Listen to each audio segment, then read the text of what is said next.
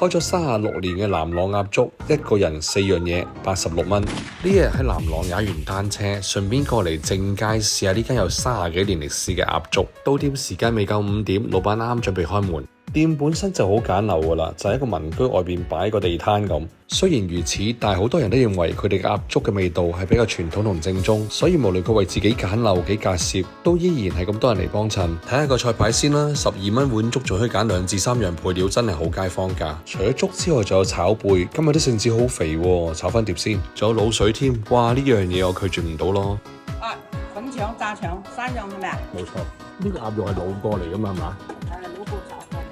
呢條就係我點嘅大腸頭，按條買嘅，夾好切好就放喺煤爐度煮翻熱佢。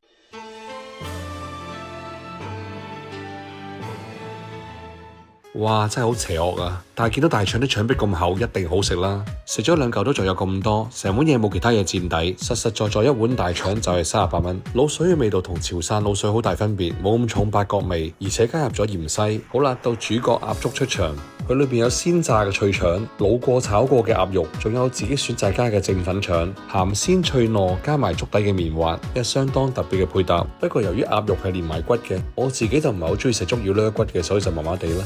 即煎嘅煎餃6隻6蚊，餃子個頭細啲，不過好飽滿，食落皮脆有汁，相當唔錯。最後上埋啲肥嘟嘟嘅聖子，個豉汁好香濃，帶少少辣，咁新鮮肥味嘅聖子有幾好味，我就唔多描述啦，大家腦補一下啦。唔係美食3星半推薦，多謝關注，下次見。